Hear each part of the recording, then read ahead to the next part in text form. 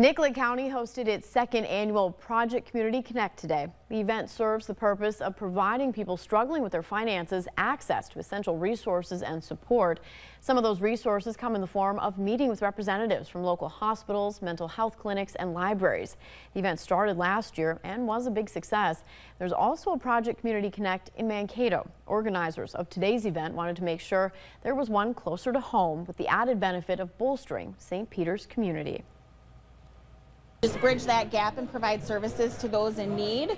It just kind of made sense to come together and bring our own community together here in St. Peter or Nicollet County.